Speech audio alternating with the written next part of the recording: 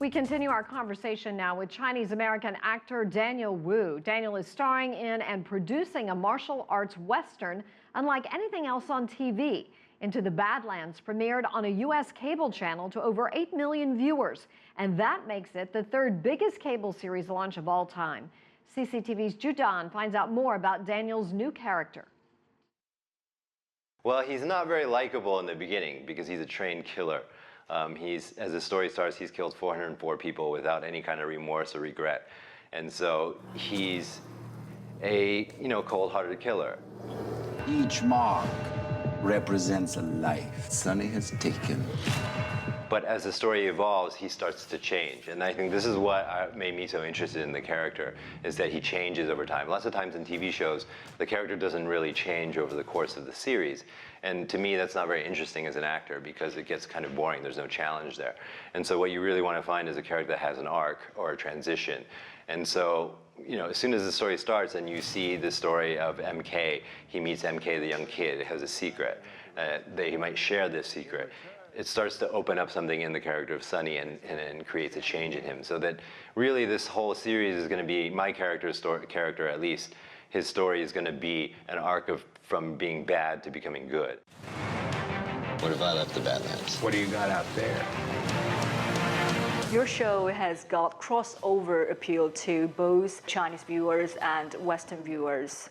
What do you think will appeal most to Chinese viewers, and what do you think will appeal most to Western viewers? I think most American audiences have not seen this kind of fighting before. We in China have been exposed to this since we were very young, and it's all mainstream, right? Kung fu movies are a mainstream thing, but in America it's still a very niche market. So to have a show like this on a very big channel like AMC, and to do something very niche genre like this for general audiences, I think is very new and fresh.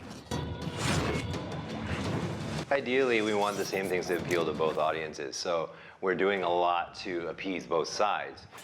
Essentially, this is a wuxia TV series, but set in a futuristic America. On top of not only just bringing kung fu to American television, we wanted to make a story that was interesting and creative.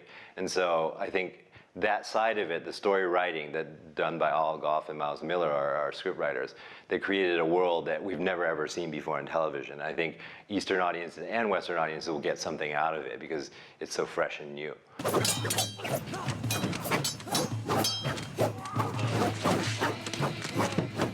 The rain fight took 6 days. We tried to balance out because every episode has 2 fights, and we have basically 8 days to do 2 fights. It seems like a lot of time, but it really isn't, because every day we're getting probably 80 to 90 shots in a day, and that's very, very crazy. But luckily we had a great crew that was able to work fast with us and able to make the days. On average, I think it was about 12 to 16 hours, depending on what we're doing that day. Obviously with the fights, they take a lot more time, so we shoot a little bit more. So yeah, very tiring work, very difficult work to do.